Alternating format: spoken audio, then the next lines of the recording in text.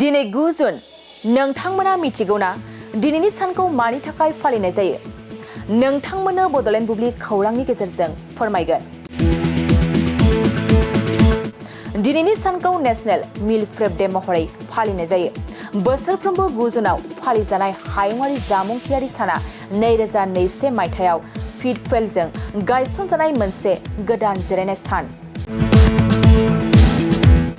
दिनैनि सानाव संनाय खावनाय जामुंखौ सिगांनिफ्रायनो थियारि खालामनो थाखाय थुलुंगा होयो। फास्ट फुड प्रि पेकेज आदारनि बाहायनाया बांलांनायनि फिननायाव न'आव संनायनि गोनांथिखौ फोथांफिननो थाखाय हायुङारि आदार थियारि सानखौ फालिनाय जायो।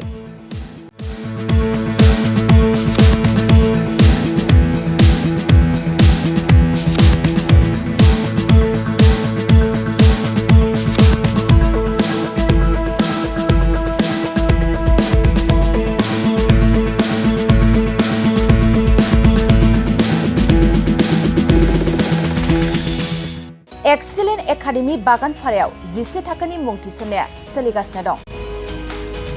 गोसो गुदुं फरायसा फरायसुलिफ्रा गुन गोनां सोलोंथाइ मोननो थाखाय एक्सेलेन्ट एकाडेमि बागानपारायाव मुं थिसननो हागोन। बाक्सा जिल्लानि बागानपारा सारियालिनि सानजा फारसे थांनाय लामानि साखाथियाव दं एक्सेलेन्ट एकाडेमि बागानपारा। बे एक्सेलेन्ट एकाडेमि बागानपारायाव नांगौबादि गुन गोनां सोलोंथाइनि राहा दं। थिखानाय आयदा हिसाबै इंराजि आयदाखौ लाथारनांगोन।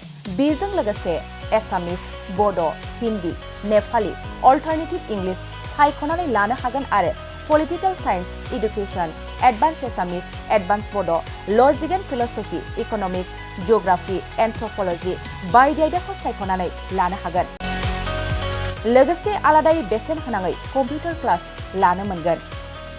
एक्सेलेन्ट एकाडेमि बागानपारायाव Experience and qualified teachers, best education with adorable fees, education with modern technology. The admission fees charge would be considered for below poverty line and brilliant students. Hostel facilities for boys and girls बायदि।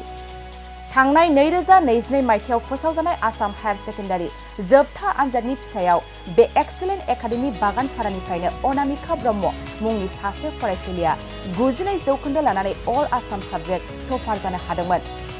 लोगोसे बोहैथि बोसोर 2024 मायथाइनि थाखाय excellent academy बागानपारायाव गोसो गुदुं फरायसाफ्रा मुं थिसननो थाखाय फरायसालियाव फैनानै फर्मखौ लांफैनो हासिगोन आरो मुं थिसननो हासिगोन। गुवारै मिथिसारनो थाखाय 9954505027 8011337530 नाम्बारनि गेजेरजों फोनांजाब खालामनो हागोन।